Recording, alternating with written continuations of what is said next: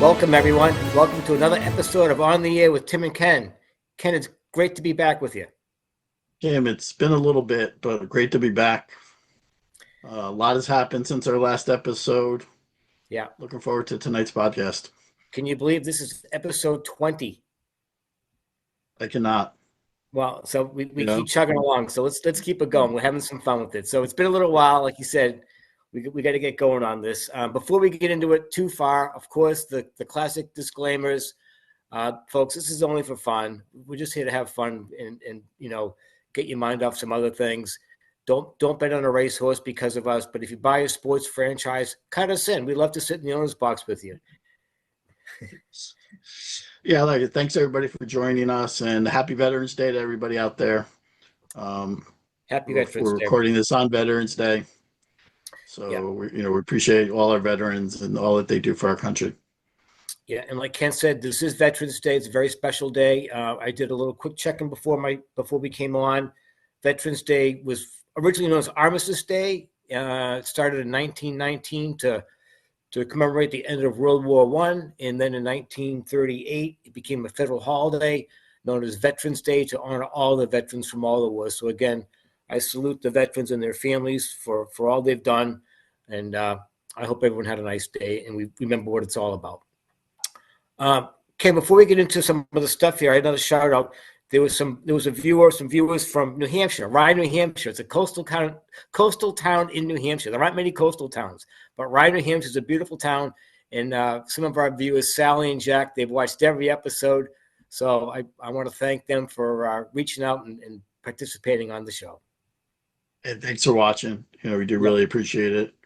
Yeah. That's great. So hopefully they'll keep watching and spread the news up north for us. I do have the fire on, so it's back. It's November. It's northeast. It's cold. It's 18 degrees on the tonight. So it's kind of chilly out here. At least that's the what they're telling me on the news. So it'll get a little warmer, but the snow will fly soon.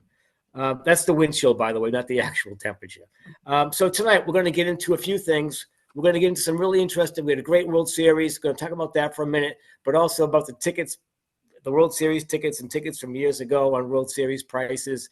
We're going to get into car racing, auto racing, something really new to me. I had a neat adventure. I'm going to share that with everybody.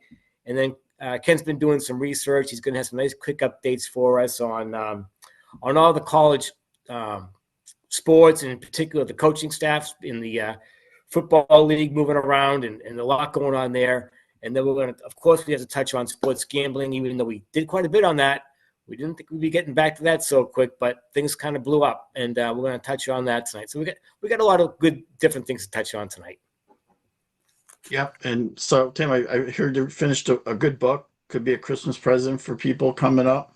That's right. Tell us about it. Yeah, I get to the library, and I did get a great book. It's called Every Day is Sunday, and the author is Ken Belson.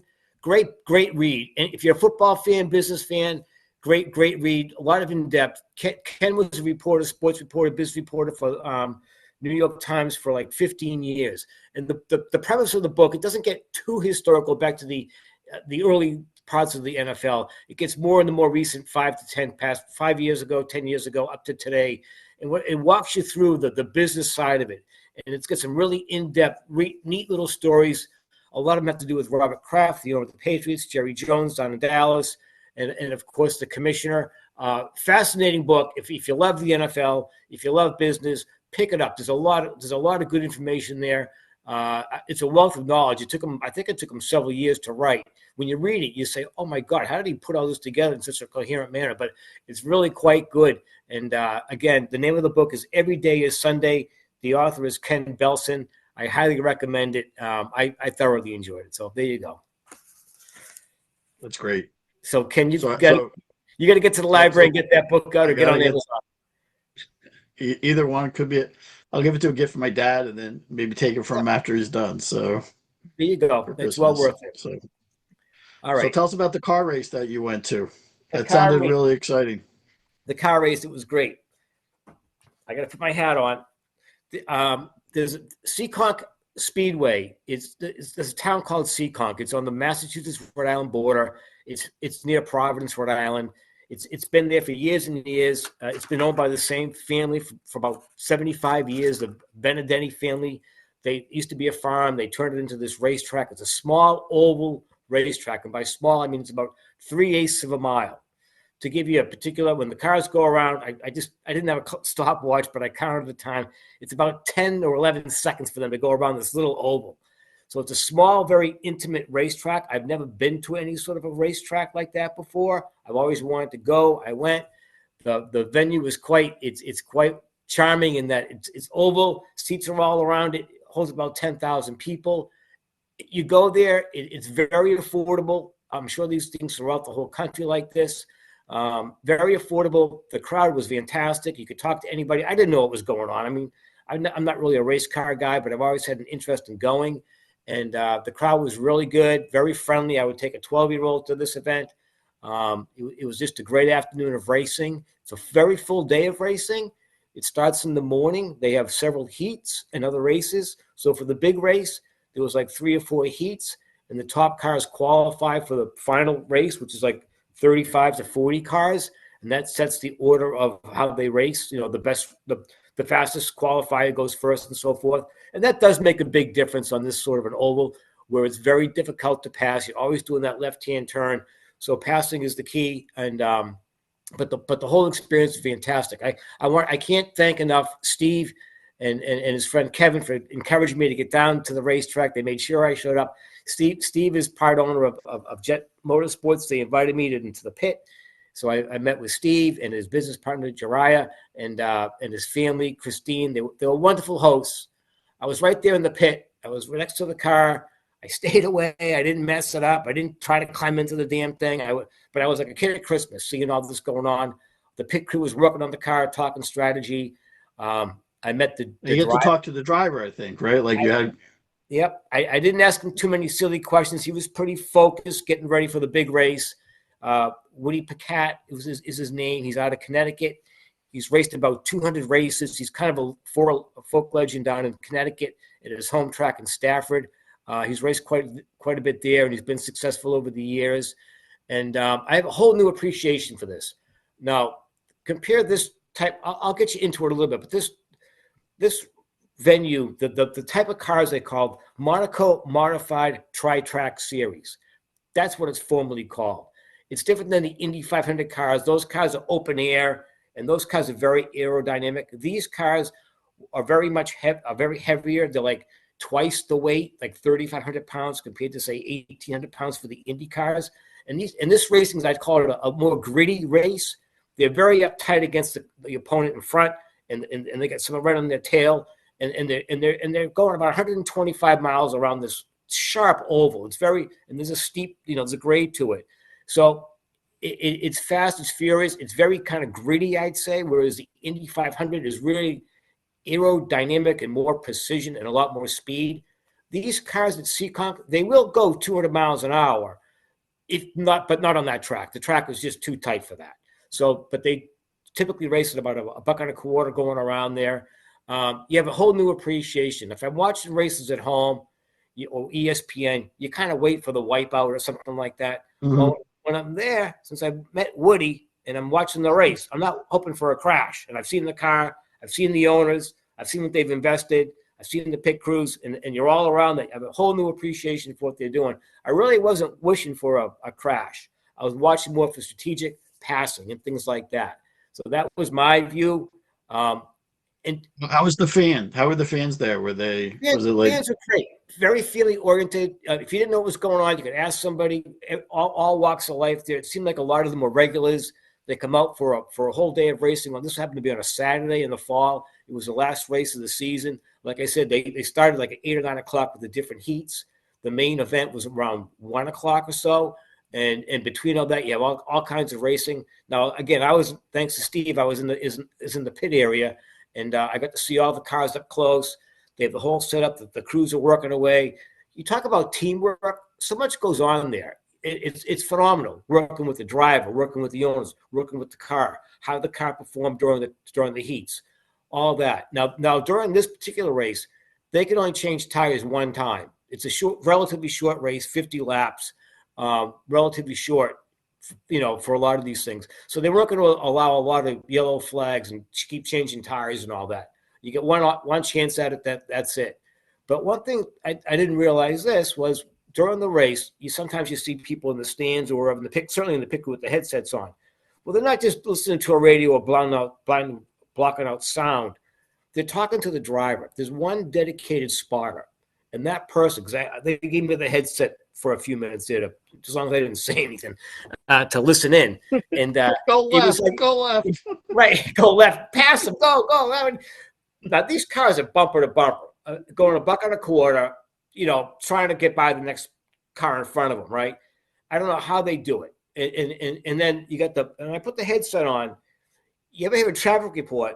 This spotter is constantly, car right to your left, car right below you, go in front of them, because there's no blinkers, there's no rear view mirrors. There's full faith in what this spotter is telling this driver and the vibe back from the driver to the spotter. Or I got a mechanical thing going on. Or can I make this lap? Should I come in for a pit stop? It's constant. I was like, oh my God, this is so intense. So that was really I was so lucky to be there. What a great experience. Sounds like a great day. Sounds like you had a great day. May 2nd, they open again. I've already looked at it. I'm going to try to get down there May 2nd for opening day or something. It was. I highly encourage it. Again, if you got them in your area, go. It was a lot of fun. It was good family fun. It was a good value. And when I was in the pit area, I didn't.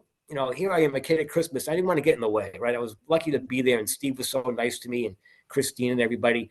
I didn't want to be in the way, so I just stayed back and kind of took it all in. But when I was looking at the car and the sponsorship on this car, one of the main sponsors right on the hood there, Luciano's. Well, that may not mean much to you, Ken, but up here in Massachusetts and Rhode Island, Luciano's is a kind of a famous restaurateur. Wonderful man. He was the main sponsor, Luciano. So if you have a chance to go to his restaurants, go. There's one near the stadium, Gillette Stadium. Go. It's great food. And so his pit crew, the food was catered by Luciano. So here you got these guys working away, and they get the best food in the world. We had a great day, and that day, Car 88, they finished in the top 10. I think I know they hope to do a little bit better. But they were up against. They told me from the get-go there were some top drivers in this race. This was the third and final series of this race, and the same driver won all 3 legs of that.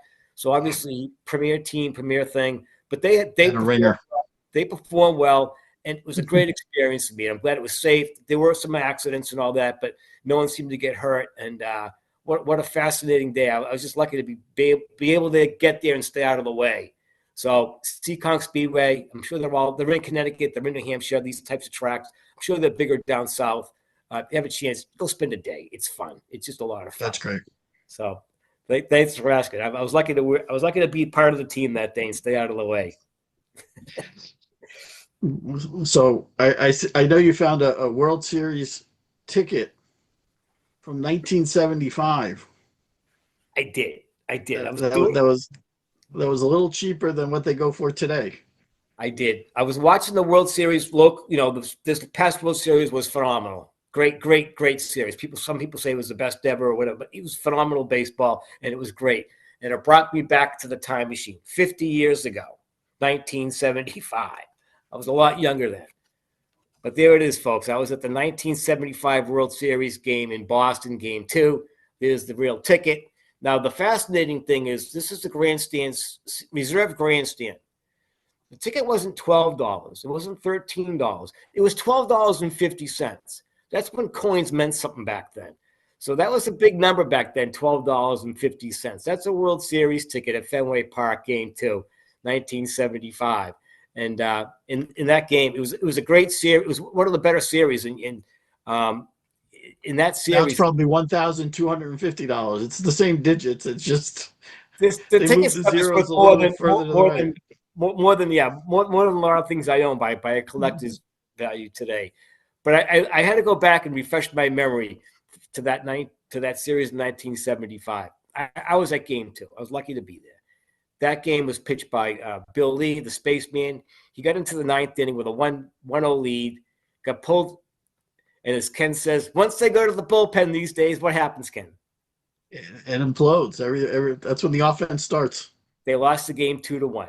Now in Game 1, Louis Tiant, the famous pitcher Louis Tiant, with all the swerves and curves and all those moves. Not only did he pitch all 9 innings of a shutout for the Red Sox, he scored the winning run. In the 6th inning, he got a base hit, and he scored. So he scored the winning run, just like today with these pitchers. So that was 50 years ago. And the MVP back then, this will take things full circle. I don't know if you want to take a guess at it. 1975 against the Reds. Who would you? I know it was Fred Lynn, right? Wasn't Fred Lynn the MVP that year? Not of the series. No, it was Pete Rose. Ah, Pete Rose. that's right. Cincinnati won the series. Yep. So there you go. Rose. So Pete Rose was the MVP, and now full circle, sports gambling. I mean, so that's right. His career ended. If he played today, it wouldn't be any big deal. No, it wouldn't have been.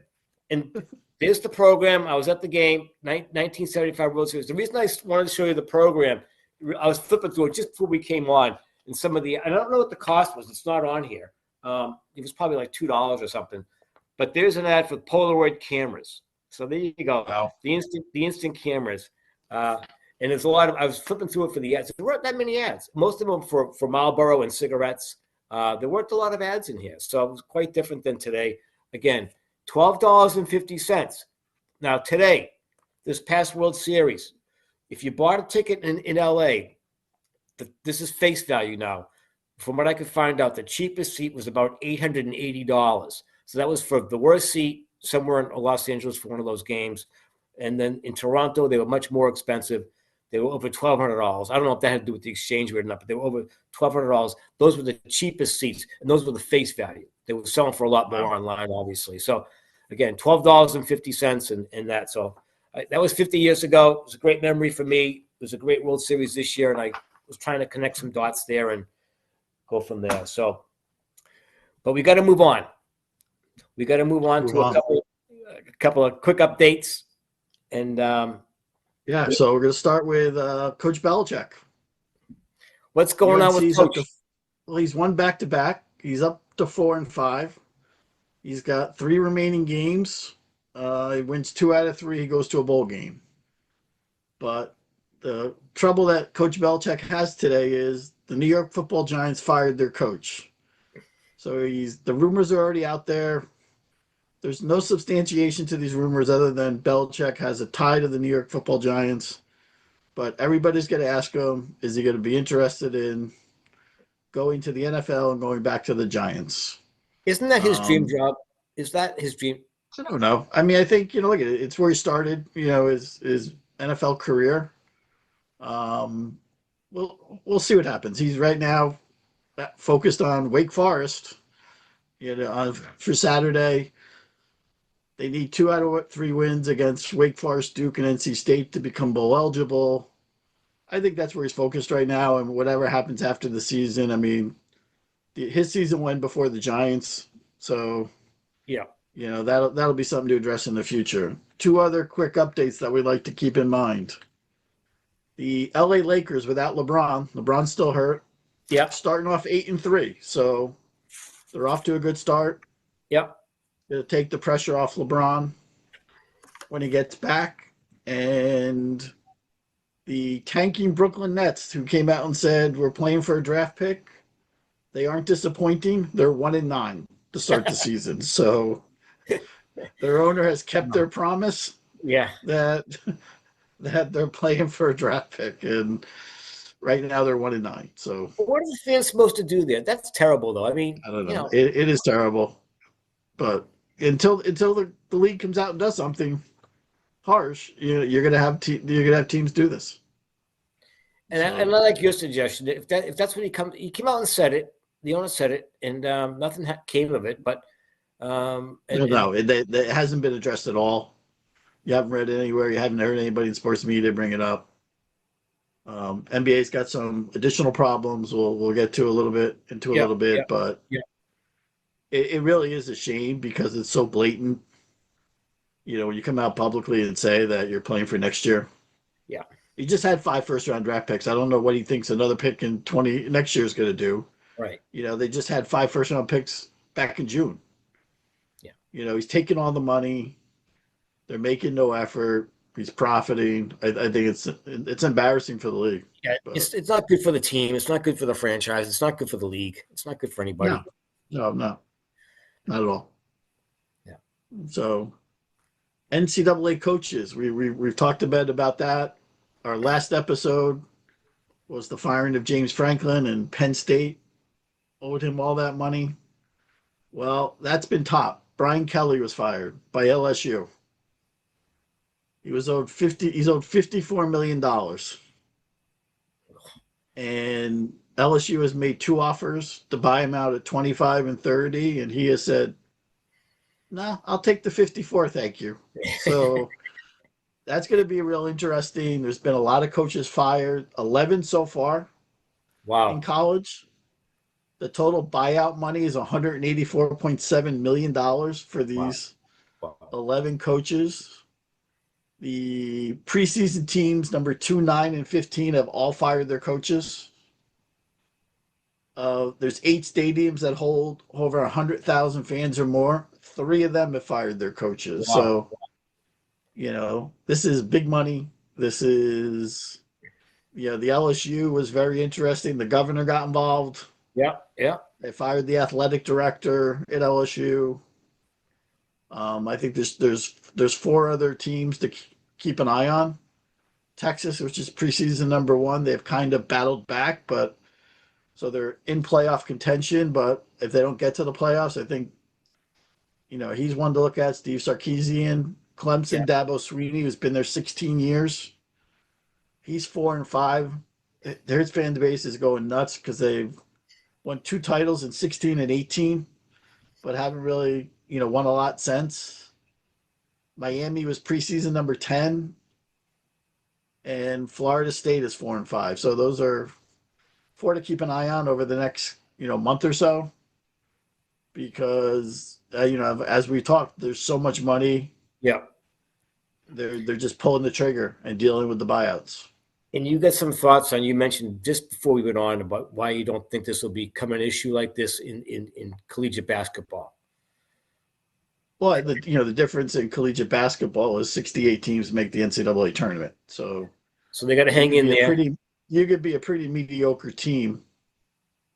You win a game or 2 in the NCAA tournament, which is the most exciting tournament there is in sports, and they forget what you did during the regular season.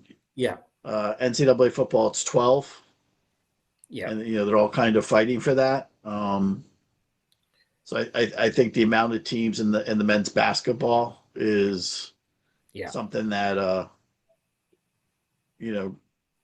gives you a little more of an opportunity. I don't think the salaries are as big in college basketball either.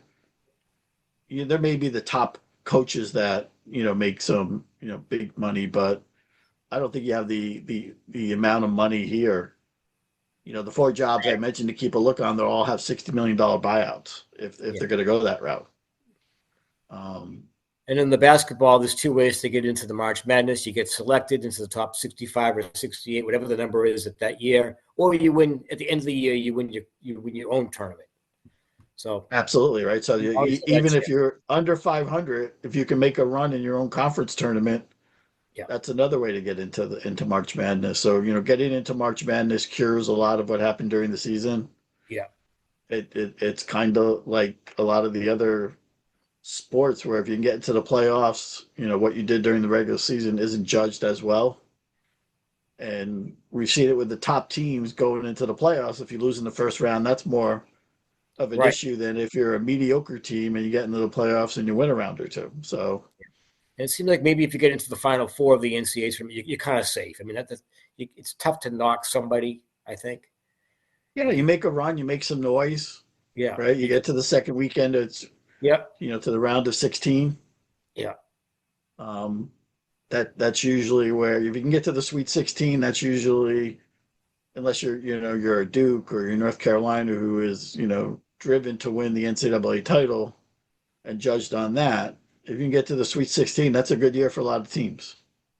Yeah. So.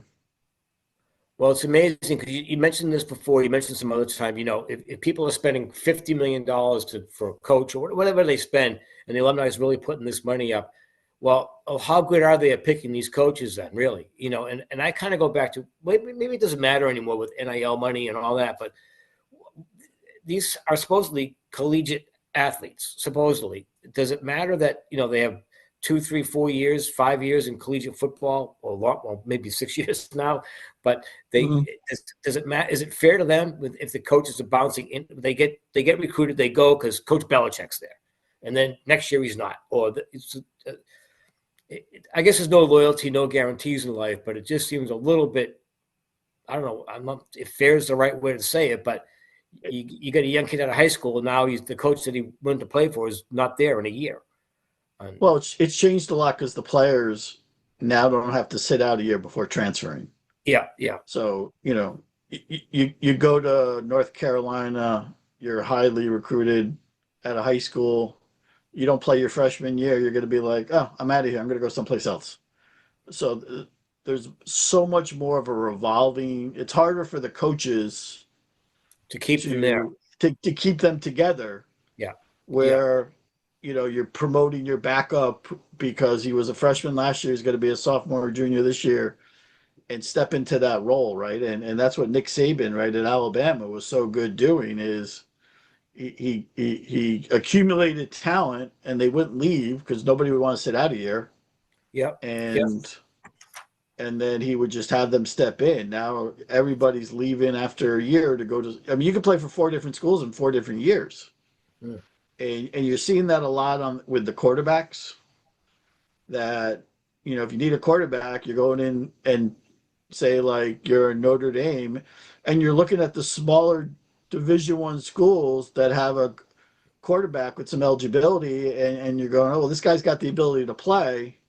Now I got a spot for him. Like the Notre Dame quarterback one year, I think, came from Wake Forest. So they're always, looking. And now they can make more. These college players can make more money. Why go to the NFL if you take the NFL? Yeah, you can do very well. So like the bigger NCAA schools are using the smaller NCAA schools as their minor leagues. Yeah. Yes. And when they have a spot open, you want to play Big Ten football, you want to play SEC football, come play. So, where it's a lot of money. Years. It's a lot. It's hard to develop the continuity that they used to have because of the transfer portal. Yeah. Sounds good. Well, Ken, we're going to run out of time again. We are going to run out of time. We have, a gambling update for next time. Yeah. A lot's gone on. NBA player and coach arrested. 6 college kids investigated for throwing games. And 2 Major League Baseball pitchers arrested for influencing in-game bets. And, we talked about this, at the tail end of our last podcast of, with the sport gambling leagues, with the gambling websites, in business with the sport leagues, that we thought that this was going to be an issue. And, we'll get more into it next episode, but this is going to be a real issue. And then the leagues are trying real hard to keep it quiet, to downplay it. But, you got people out there affecting outcomes of games. And we're not saying, a lot of them are doing it, but enough are doing it where they're definitely impacting the outcome of games.